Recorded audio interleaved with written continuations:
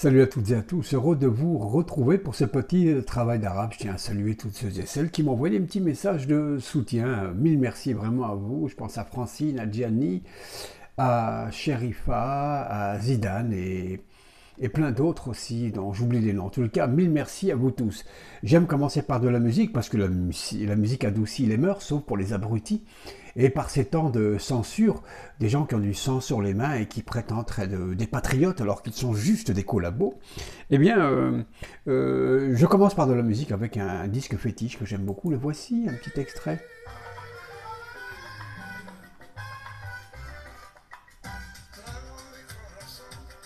Voilà.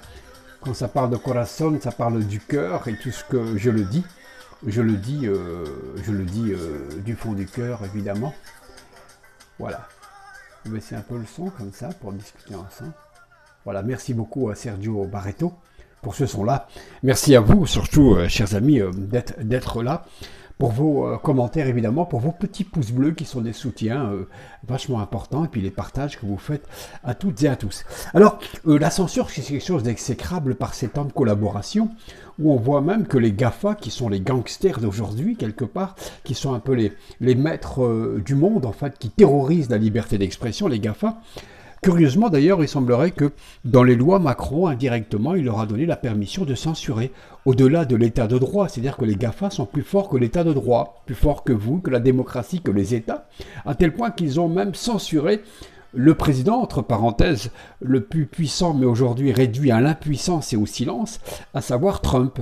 Oui, les GAFA lui interdisent de s'exprimer quasiment dans le monde entier. Ça paraît invraisemblable. Et le premier amendement américain, qui faisait la force de l'Amérique, la liberté absolue, le droit, la liberté étant la vertu cardinale aux États-Unis, eh bien, est bafoué par ces GAFA qui sont devenus des véritables empires dans les États. Ils ont fait effectivement des États leur empire qui mettra fin à cette hégémonie partout. C'est un peu curieux qu'en France, on leur ait permis de censurer au-delà des décisions du tribunal. Voilà. Est-ce que demain, Macron sera pris au propre piège? Parce que qui pouvait penser que Trump aurait pu être réduit au silence? Je pense que ce sera peut-être l'histoire de l'arroseur arrosé. En tous les cas, c'est un peu inquiétant, cette censure qui ne peut se faire évidemment qu'avec les collabos. C'est trop facile de dire que ce sont uniquement les algorithmes qui repèrent des noms, des mots et qui censurent. C'est aussi des collabos, les gens peut-être certainement les plus sordides. George Bernard Shaw, l'anglais, disait que l'assassinat est la forme aboutie de la censure. Quelque part, effectivement, la censure, c'est l'assassinat de l'expression et c'est quelque part une partie, c'est l'assassinat d'une partie de la personnalité d'un pays. Et pour contrebalancer cette censure, eh bien, il y a le ministère de la Vérité qui est représenté aujourd'hui par les différents ministères, par les porte-paroles, par les porte-voix, par les PP, les porte-paroles, par les PD, les porte-drapeaux. Oui, j'aime bien effectivement réduire simplement aux consonnes, ça va plus vite, PD, PP, porte-parole, porte-drapeau, qui viennent effectivement nous porter la bonne parole. Et certains ministres, d'ailleurs, ne sont que la voix de leur maître. Ils ne font que rapporter ce qu'a dit le boss plus haut. Et d'ailleurs, je pense qu'il y a une belle symbolique des ministres qui ne servent finalement à rien. Et c'est Caligula, l'empereur un peu fou, Caligula du début du siècle, dont le père était Germanicus, qui était complètement taré d'ailleurs, qui aimait beaucoup le sang. Et dans la pièce d'Albert Camus, Caligula, lorsque ses ministres lui disent est-ce que ces massacres servent à quelque chose? Ils s'interrogent, ces ministres. Eh bien, Caligula leur répondra oui, parce que c'est mon plaisir. Tel est mon plaisir. Et pour bien humilier toute cette pseudo-démocratie, ce Sénat, eh bien, il va vouloir nommer comme Premier ministre, non pas un perroquet, mais carrément son cheval, un citatus. Ouais, il va le faire, il va lui mettre un collier de perles, enfin il va avoir une écurie en marbre, enfin un truc de dingue. Il y aura le décor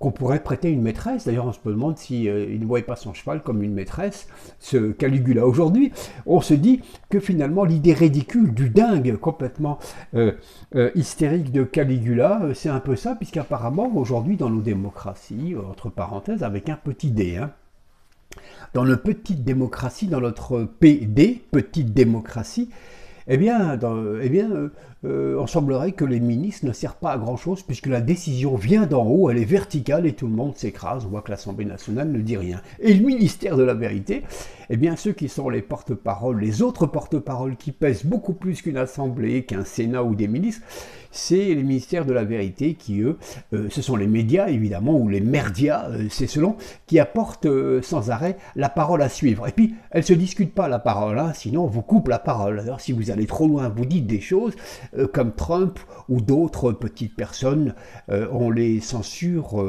directement. Vous ne pouvez pas les contredire, ou alors il faut faire preuve d'esprit, de finesse, comme disait je ne sais plus quel auteur. Quand il y a la censure, il faut effectivement que l'esprit devienne de plus en plus fin pour pouvoir s'immiscer dans les petits interstices que nous laissent les dictatures en marche. Et effectivement, on ne peut pas les contre. Alors, cette propagande, cette dictature médiatique, eh bien, finalement, nous dénature totalement. Elles s'immiscent au plus profond de nous-mêmes, elles écrasent notre moi, autrement dit, notre libre arbitre, notre conscience, cette voix qui veut dire non, qui veut réfléchir d'elle-même. Cette dictature médiatique écrase notre moi et parallèlement, elle fait la propagande du libéralisme le plus vorace, le plus putassier, et quelque part elle nous rend difficile nos fins de moi. Non seulement elle nous écrase cette mer intérieure, notre moi, elle pollue le moi intérieur comme cette algue tueuse qui était la taxifolia, elle nous pollue de l'intérieur, mais en même temps elle valorise les décisions du libéralisme carnassier et elle nous rend difficile nos fins de mois. Comme disait Coluche, à la maison les fins de mois, c'était dès le premier du mois. Et c'était un trait d'humour de la part de Coluche, mais ça devient une triste réalité maintenant. Il y a des hommes dont j'aime bien l'allant, j'aime bien le panache, j'aime bien Christophe Détinger, le boxeur qui, pour défendre une femme, a dû s'opposer à la police. Il n'aura pas fait très mal avec leur bouclier, mais les médias ont voulu faire croire qu'il y avait une atteinte à l'autorité, etc. Christophe Détinger, dont la caisse de collecte Lexia va peut-être mettre l'argent dans sa poche, un peu comme tous les voyous de la banque et de la finance. Il s'oppose à ce que l'argent lui revienne, l'argent donné par tous les Français qui ont vu du panache dans le geste de Détinger, qui est venu sauver une femme qui était en train de mourir. Quand on voyait la vidéo complète de cette opposition, donc des gilets jaunes, Détinger, sans son intervention, la femme a dit « Sans l'intervention de cet homme, j'allais mourir. Les policiers étaient en train de m'écraser, etc. » Bref, Détinger, c'est effectivement une symbole de résistance, la résistance des Français qui s'inquiètent effectivement sur ce qu'on leur prépare et ils ne veulent pas être exécutés ces Français-là, sur le peloton, sur le poteau d'exécution vaccinale. Il semblerait que les Français, bien qu'on nous ait fait passer pour des nazes, pour des blaireaux, pour des arriérés, pour des fainéants, pour des ratés, pour des Gaulois réfractaires, et bien que notre moi intérieur n'est pas tout à fait mort et nous luttons contre cette pollution de cette taxifolia qui voudrait nous étouffer totalement et nous permettre de nous interdire donc de réfléchir par nous-mêmes et de nous opposer un peu à la façon non violente de Christophe Détinger qui s'était battu en résistant contre la police. C'était sur la passerelle Léopold Sédar Senghor, voilà, l'ancien président africain. Du Sénégal, exactement. Parlant du Sénégal, vous avez vu que les gens ne comprennent pas qu'on veuille les confiner. Il y a 400 morts sur un pays énormissime, mais ils ne comprennent pas trop. Il y a des manifestations. On ne va pas leur jouer à l'envers au Sénégal. Ils ne vont pas se faire coloniser une deuxième fois, et cette fois-ci de l'intérieur, quelque part, comme disait Raoult, avec ses histoires de vaccination et de choix de labos. Il y a de la corruption massive en Afrique, avec la France-Afrique et les chefs d'État vendus complètement. On peut penser qu'ils veulent aussi imposer certainement une vaccination. Ils ont certainement touché des pots de vin et des dessous-de-table faramineux. Autre personnage aussi que je trouve quelque part aussi avec beaucoup de panache, c'est c'est Louis Fouché, hein, ce médecin marseillais, avec tant d'autres évidemment. Hein. Je pense à Toussaint aussi, le professeur Toussaint qui a encore dit tout à l'heure, mais tout ça c'est saisonnier. Oui, il y a des maladies, ça ne mérite pas de confinement, ni de couvre-feu, où il y a les maladies hivernales, c'est saisonnier en hiver, ça va s'estomper, il y a les maladies liées à la grippe, aux bronchites, etc. Comme tous les ans, pas de panique à mort, que cache encore une fois ce confinement à venir et toutes ces gesticulations, inquiétudes légitimes, bien évidemment.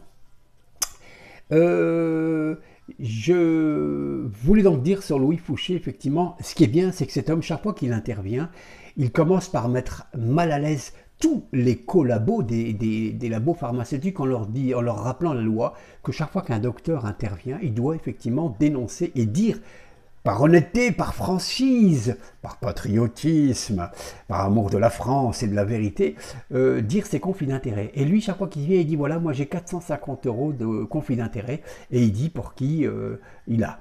Alors qu'un tas d'autres, Karine Lacombe notamment, et d'autres, hein, Gilles Deray, Delfrécy, d'autres apparemment, palpent des sommes phénoménal quand même, hein.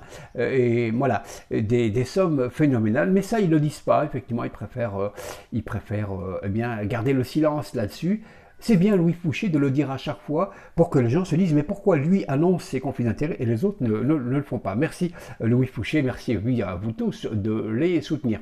Je disais que nous vivons une drôle d'époque, chers amis, et je pense que nous vivons une drôle de saison, une drôle d'époque, et j'ai choisi un titre brièvement de François de Guelt qui s'appelle « La saison des vauriens ». Écoutez ça, ça dure 2 secondes.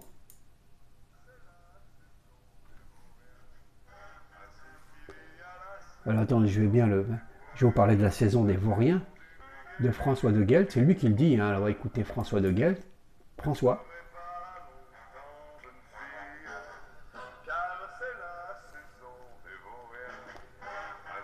Voilà, des vauriens et des boariens. On vit une drôle d'époque, chers amis.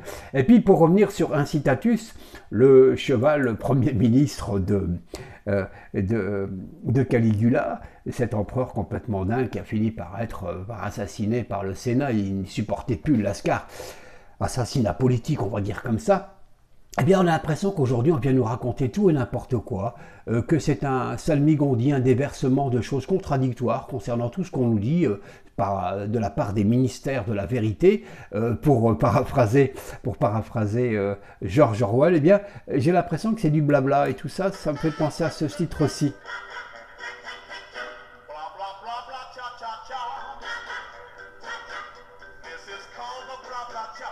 Ah oui, ça s'appelle le blabla tcha-tcha-tcha.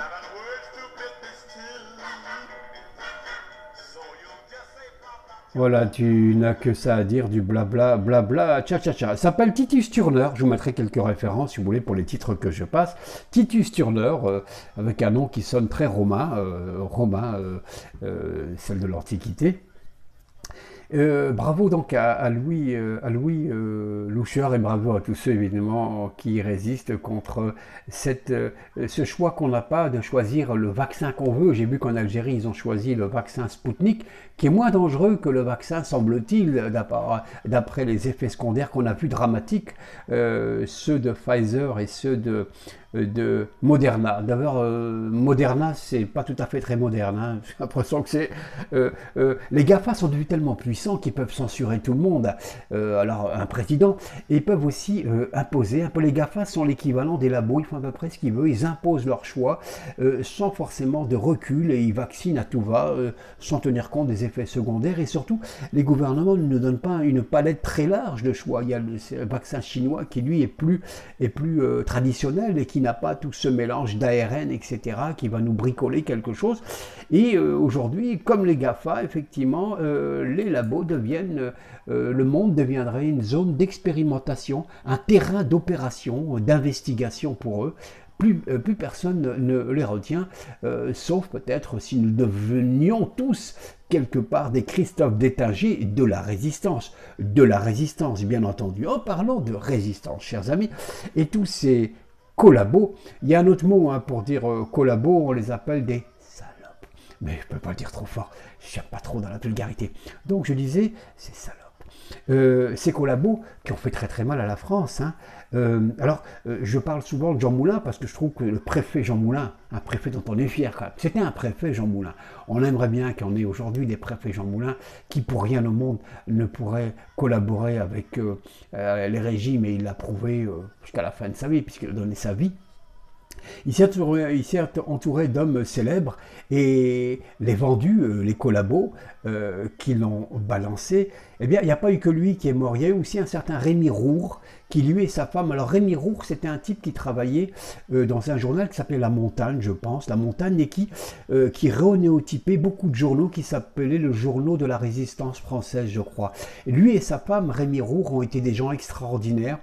En voulant se sauver, je vous la fais très courte, il a reçu une rafale à Rennes où il espérait embarquer pour l'Angleterre. Il va se faire arrêter et miraculeusement Rémi Roure va échapper après cette rafale où il a eu une hémorragie de l'artère fémorale. Il va se retrouver dans les camps il va être déporté, il va revenir vivant, c'est pour ça que je parle de miracle. Et il va revenir vivant. Sa femme, qui a beaucoup aussi travaillé, va aussi aller dans les camps. Hélas, elle va mourir d'épuisement et de travail. Son fils André aussi vont mourir. Tout cela ont été victimes de la collaboration. Brièvement évoquer aussi un curé, puisqu'on montre souvent l'église collaboratrice, etc. C'est faux. Tout ça, c'est de la flûte, c'est du pipeau. L'église aussi a résisté. Il y a eu le curé Boursier, du côté de l'Allier, je crois, qui lui aussi a été résistant et qui s'est aussi porté pour aussi renéotyper et distribuer et photocopier des journaux d'information du côté de la France libre. Et il faisait ça dans son presbytère et il a été vendu. Les collabos, encore une fois, l'ont vendu et il a été mitraillé dans son presbytère, il a été tué là. Il y en aurait plein à évoquer. Il y a aussi un monsieur qui sera en 1946 président du Conseil, Premier ministre, et qui va, Georges Bidault, qui était une tête, c'était une référence intellectuelle, c'était un agrégé d'histoire-géographie. Et il était proche de Pierre Brossolette, qui lui aussi sera vendu et va mourir dans le bureau de la Gestapo.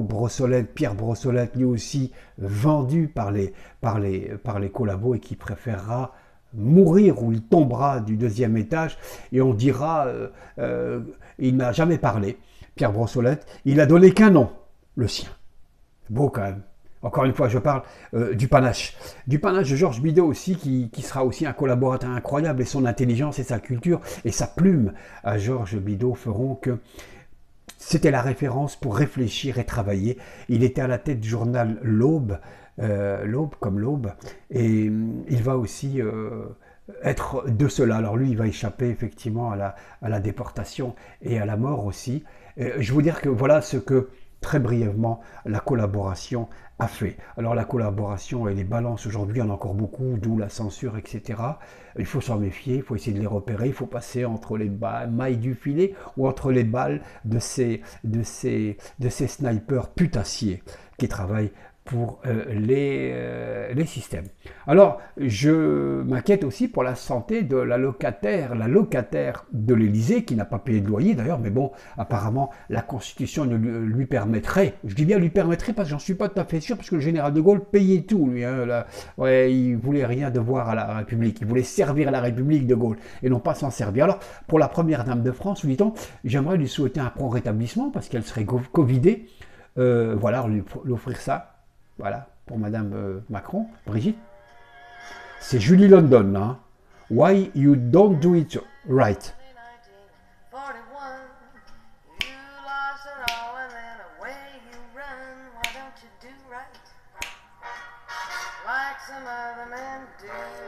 Et pourquoi tu t'occupes pas de moi comme tous les hommes le font, se plaint-elle.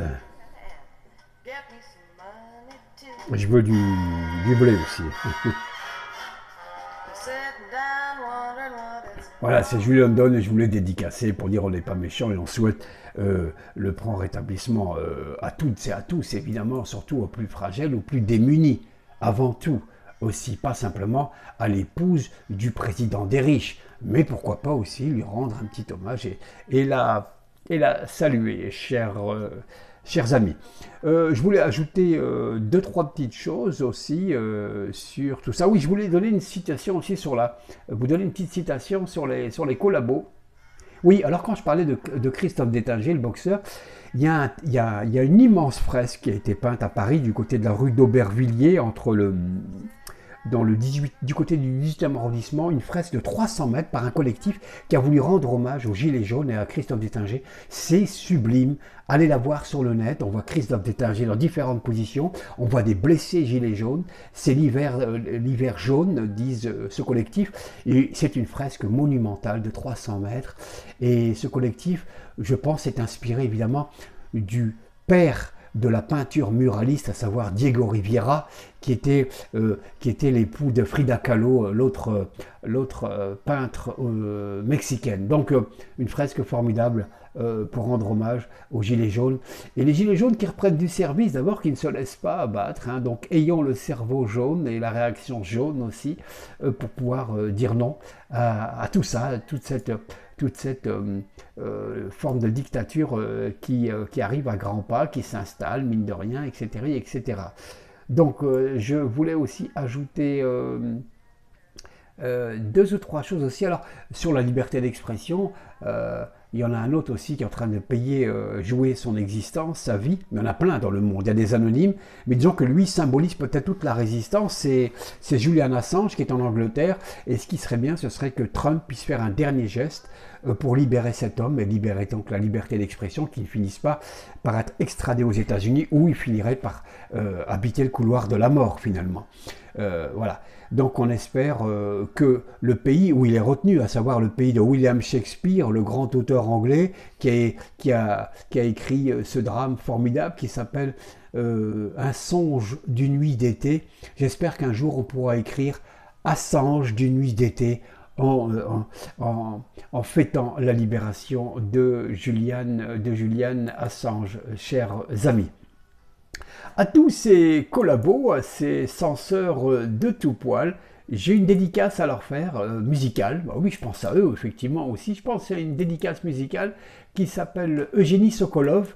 Et c'est Gainsbourg qui avait écrit ce titre-là. Eugénie Sokolov de Serge Gainsbourg.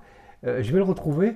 Et voilà, alors Eugénie Sokolov, c'est un personnage qu'avait, je pense qu'il parlait de lui, Gainsbourg.